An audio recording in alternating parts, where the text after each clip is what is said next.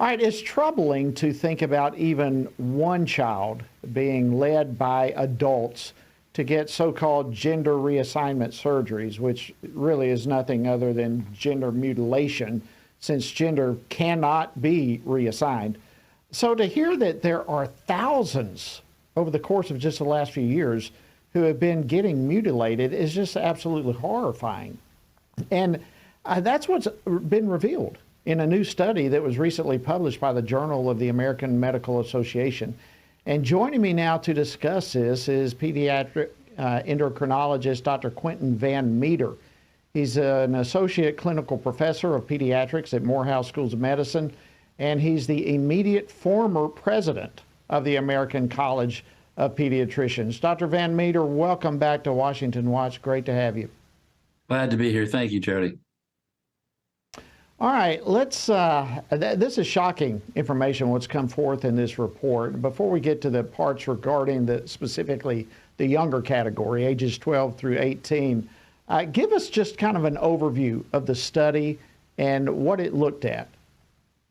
It looked at the increase of numbers of surgeries that were done to mimic the opposite sex. These are euphemistically called sex change operations, but in truth, sex is immutable. It's male or female.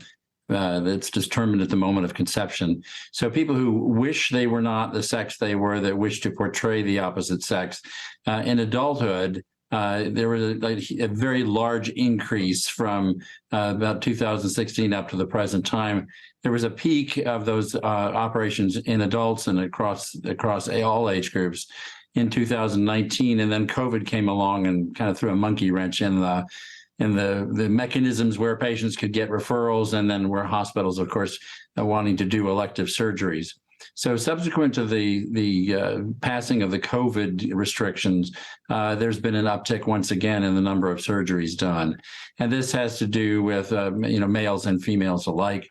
The interesting statistic is in the children, those below the age of 18, where the increase has been as well, much smaller numbers. But this comes in the face of individuals who are advocating for children to be transitioned in their appearance from their basic biologic sex to the opposite sex.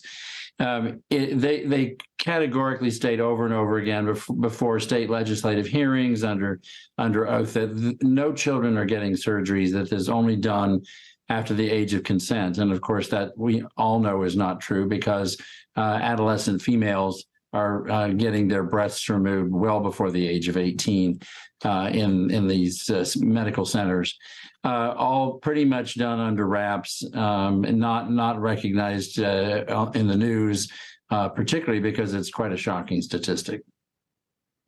Yeah, and what's also shocking to me, and I like your input on this, is the younger category actually is ages 12 through 18. So doesn't it seem like they should have gone like 12 through 17? 18 is kind of adult age. So, I mean, even that's a little bit of a misleading category, isn't it?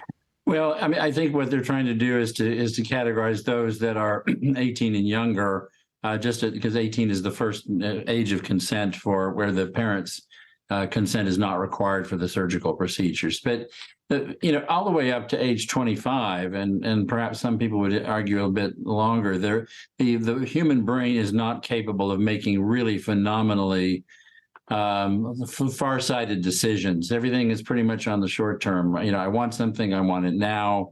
It's the classic adolescent, give it to me or I'll take my life, give it to me or I'll make your life miserable. Sort of essentially throwing something at an adult in the role of providing the true consent for this patient. They use that as a weapon.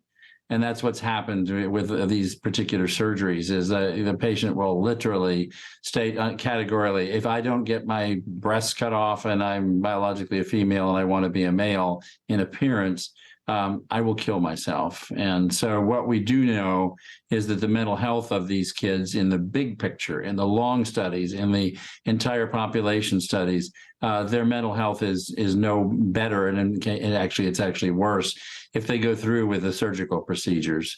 And so it's not appropriate. Yeah, and we've had a number of them detransitioners on the program with us, and they said the doctors actually told them and their parents that. Had you rather have a dead daughter or a live son, a detransitioned son? So, I mean, in a lot of ways, these kids are being pushed into this type of thing, and it's very frightening. We've only got a little over a minute or so left, Doctor. What do you hope will be the takeaway from this study? What do you hope maybe we'll catch on to as a country? Well, I think, the American public needs to know this is happening. And I think the fact that there are that many surgeries that have been done on children it should shock everyone into saying, well, no, they're not telling the truth when they say we don't do that. This cannot be fixed. You can't go back and recreate what you took out surgically. You're ruining the lives you're mutilating the bodies irreparably. And that, we're sterilizing the kids essentially. And that's just not an appropriate thing to do to any child under the age of majority and actually for adults as well. So it's a sad case. And I think the more these detransitioners, speak up and tell us what they went through and how they're suffering, the more the American people will get behind the movement to say, hey, let's pause this in kids under age 18 completely. One, to have professionals such as yourself in the medical and scientific community who know what you're talking about from that perspective is equally critically important. Dr. Quentin Van Meter, thank you so much for your great work, and thank you for joining us on Washington Watch. Happy to help out. Thanks so much, Charity.